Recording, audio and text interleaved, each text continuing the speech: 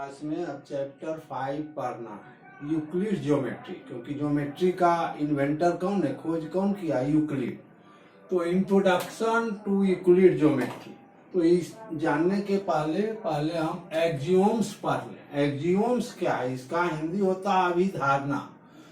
Axioms are the assumption which are obvious universal truth, they are not proved, यानी जिसे prove करने की कोई आवश्यकता नहीं, जो स्वयं सिद्ध है, यूनिवर्सल ट्रूथ है, उसी को हम एक्जियोम्स कहते हैं। अब थ्योरम का हिंदी होता है प्रमेय या साध्य, जिसे प्रमाण द्वारा सिद्ध किया जाए उसे हम प्रमेय कहते हैं। यानी theorem are statement which are proved, जिसे प्रूव्ड किया जाए यूजिंग डिफिनीशन, या तो डिफिनीशन के यूज से, एक्जियोम्स के यूज से, या डिडक्टिव रीजनिंग या कोई तर्क के द्वारा। अब यूक्लिड्स एक्जियोम्स है, तो some of Euclid's axioms are, यानी फर्स्ट एक्जियोम है कि things which are equal to the same things are equal to one another. यदि कोई वस्तु इक्वल है एक दूसरे के, तो वह दोनों भी इक्वल होगा। जिसे हम एग्जांपल लेते हैं, if x equal y and y equal z, तो x इक्वल वाई है, y इक्वल जेड है, यहाँ y दोनों में है, इसलिए x इक्वल जेड हो जाएगा। सेकेंड एक्जियोम है कि if equal are added to equals the whole are equal. यदि इक्वल में कोई इक्वल डिजिट ऐड किया जाए तो वो जो होल होगा वह इक्वल होगा। जिसे एग्जांपल हम लेते हैं कि इफ ए इक्वल बी, तो अब ए और बी दोनों में हम सी ऐड कर रहे हैं, तो therefore a plus c equal b plus c. Third axiom है कि if equals are subtracted from equals the remainder are equal. यदि किसी डिजिट में इक्वल सब्ट्रैक्ट किया जाए, इक्वल में इक्वल सब्ट्रैक्ट किया जाए, तो सब्ट्रैक्शन भी इक्वल होगा। जिसे एग्जांपल लेते हैं, 5 इक्वल 5 है, तो देन 5 माइनस 1 और 5 माइनस 1 इक्वल होगा, क्योंकि 1 हम दोनों में माइनस कर सकते हैं, तो देयरफॉर 5 माइनस 1 4 इक्वल 4 हुआ। उसी तरह की things which are coincide with one another are equal. यदि कोई वस्तु कोइंसाइड है, कोइंसाइड मतलब हिंदी में कहते हैं समपाती, यानी ए बी रेखा जिसे हम लेते हैं, ए बी लाइन है, लाइन सेगमेंट है, ए बी 3 सीएम है, तो सी डी भी यही है। एक ही रेखा पर जब दो या दो से अधिक रेखा रहे तो उसको कोइंसाइड रेखा हम कहते हैं, यानी a b equal c d equal 3। अब फिफ्थ पोस्टुलेट्स है, अब फिफ्थ एक्जियोम है कि the whole is greater than the part. यानी होल, जिसे ए बी है, बीच में सी है, यानी A C, A b equal है ए सी प्लस बी सी, तो ए बी भी एक पार्ट ए सी से ग्रेटर है और ए बी बी सी से भी ग्रेटर हुआ। सिक्स्थ पोस्टुलेट से things which are double of the same things are equal to one another. Example लेते हैं कि ए बी 2 सीएम है, सी डी 4 सीएम है, पी क्यू 4 सीएम है, तो here c d and p q are double of A B, therefore c d equal p q. 7 axioms है कि things which are halves of same things are equal to one another. जिसे example लेते हैं कि a B है 5 CM, C D है 2.5, P Q 2.5, तो C D भी ए बी का हाफ है, और पी क्यू भी ए बी का हाफ है, यानी c d and p q are the halves of A B, therefore c d equal p q. यही 7 एक्जियोम्स है। अब कुछ यूक्लिड्स पोस्टुलेट्स के बारे में पढ़ते हैं। पोस्टुलेट्स पढ़ना, तो some of Euclid postulates, postulates 1 है कि a straight line may be drawn from any point to any other point। यानी कोई भी स्ट्रेट लाइन को हम किसी पॉइंट से किसी पॉइंट तक खींच सकते हैं। सेकेंड है कि a terminated line can be produced indefinitely। यानी एक टर्मिनेटेड लाइन जो है, यानी शांत लाइन है, जिसे ए बी टर्मिनेटेड लाइन है, इसको हम इंडेफिनिटली प्रोड्यूस कर सकते हैं। थर्ड है कि ये circle can be drown with any centre and any radius. किसी भी सेंटर लेके, कोई भी रेडियस लेके हम कोई सर्किल खींच सकते हैं। फोर्थ पोस्टुलेट है कि all right angles are equal to one another. जितने भी राइट एंगल है सभी एक दूसरे के इक्वल। लेकिन फिफ्थ पोस्टुलेट से कि if a straight line falling on two straight line makes the interior angles on the same side of it taken together less than two right angle, then the two straight line if produced indefinitely meet on that side on which the sum of angle is less than two right angles. यानी दो right angle, ये दो straight line पर कोई line fall कर रहा है तो ये दोनों स्ट्रेट लाइन उसी ओर मिलेगा कि जब सम ऑफ इंटीरियर एंगल 180 से कम होगा। जैसे ये ए बी है, सी डी है, दो स्ट्रेट लाइन है, एल लाइन उस पर फॉल कर रहा है जो पी और क्यू पर इंटरसेक्ट कर रहा है, तो दोनों ओर इंटीरियर एंगल एक और 1 और एक और 2 बन रहा है, इधर है 3 और 4 बन रहा है। तो एंगल 1 प्लस 2 जो है लेस देन 180 है, एंगल 3 प्लस 4 ग्रेटर देन 180 है। तो यदि ए बी और सी डी को हम प्रोड्यूस करें तो निश्चित रूप से ए और सी मिल जाएगा एक दूसरे से, यानी b a and d c meet at a point when produce. यदि हम बी ए और डी सी को प्रोड्यूस करेंगे तो ये ए और सी पॉइंट जरूर एक पॉइंट पर मिलेगा, क्योंकि इधर इंटीरियर एंगल 1 और 2 का सम 180 से कम है, जिधर 180 से ज्यादा है इधर कभी नहीं मिलेगा, बी और डी पॉइंट कभी एक दूसरे से नहीं मिलेगा। तरह का क्वेश्चन रहता है एनसीईआरटी में, if a point c lies between 2 points A and B such that AC equal BC, then prove that AC equal half AB। तो प्रूव करते हैं, क्या गिवन में है कि point C lies between 2 points A and B, यानी A and B, अब बीच में है C,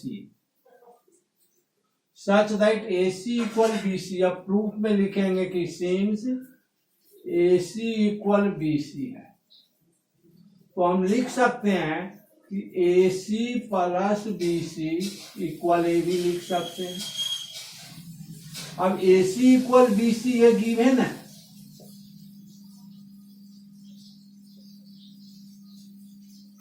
तो हम AC प्लस BC के जगह AC भी लिख सकते हैं, क्योंकि AC इक्वल BC है तो हम AC लिखें या BC लिखें, दोनों तो इक्वल ही है। तो AC plus AC equal AB, क्योंकि BC की जगह AC लिखे तो AC प्लस AC क्या हो गया 2AC equal AB, therefore AC equal half AB। ये प्रूव्ड हो गया। नेक्स्ट क्वेश्चन रहेगा कि इन द फिगर गिवन है कि if AC equal BD then prove that AB equal CD। तो प्रूफ में लिखेंगे कि सिंस AC इक्वल BD, ये तो गिवन है AC इक्वल BD। ऑन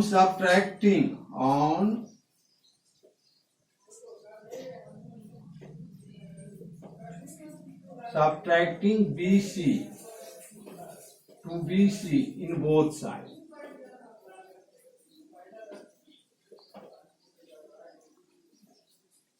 तो हो जाएगा AC माइनस BC, ये BC को हम दोनों माइनस करते हैं, equal BD minus BC। Therefore अब AC में BC माइनस करेंगे तो निश्चित AB बच जाएगा, देयरफॉर AB। अब BD में BC माइनस करेंगे तो निश्चित CD बच जाएगा, और यही प्रूव करना था। कुछ क्वेश्चन और है, देखते हैं। अब नेक्स्ट क्वेश्चन है कि if point C is called a mid point of line segment AB, prove that every line segment has one and only one mid point। तो प्रूफ में हम AB लाइन है, C मिड पॉइंट है, तो मान लिया कि late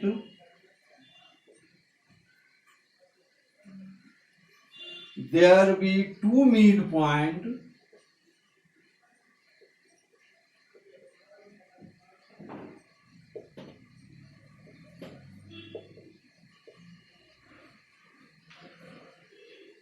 C and D of AB। मान लिया कि AB का दो मिड पॉइंट है, C भी मिड पॉइंट है और D भी मिड पॉइंट है। अब देखो, since C is the mid point of A B, therefore A C equal B C हो जाएगा। तो A C plus B C equal A B हो जाएगा। तो A C plus A C equal A B हो जाएगा, क्योंकि ए सी equal B सी है तो बी सी की जगह ए सी ही दे दिए। तो A C plus A C 2AC equal A B हो जाएगा। Therefore A C equal half A B हो जाएगा। इक्वेशन 1 में रखते हैं। अब since D is the mid point of A B, क्योंकि हम मान लिए हैं कि दो मिड पॉइंट है, सी भी मिड पॉइंट है और डी भी मिड पॉइंट है ए बी का। तो D is the mid point of A B, therefore A D equal D B. तो A D plus D B equal A B हो जाएगा। तो A D plus A D equal A B हो जाएगा, क्योंकि A D equal D B है तो D B के जगह ए डी ही लिखे। तो 2AD इक्वल ए बी हो जाएगा। Therefore A D equal half A B हो जाएगा। Equation 2 from equation first and second.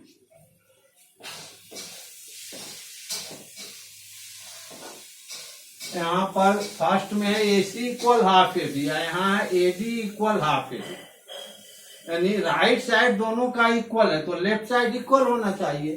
तो देयरफॉर हो गया A C equal B C, A C equal A D.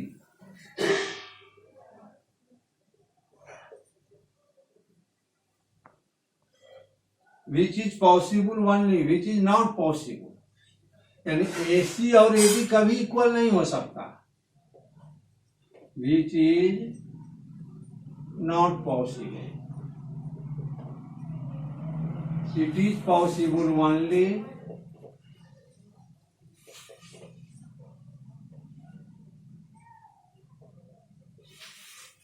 when points C and D are coincide। यह तभी संभव है, यानी A C equal A D संभव नहीं है। यह तभी संभव है कि जब पॉइंट सी और डी कोइंसाइड हो, यानी पॉइंट सी डी पर ही है, सी और डी एक ही पॉइंट है। Therefore point c lies on point D.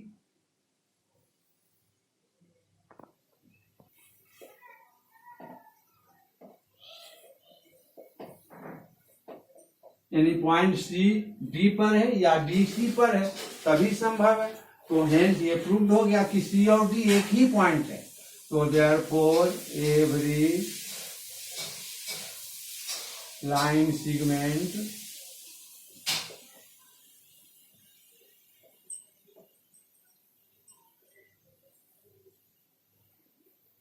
Has one and only one midpoint।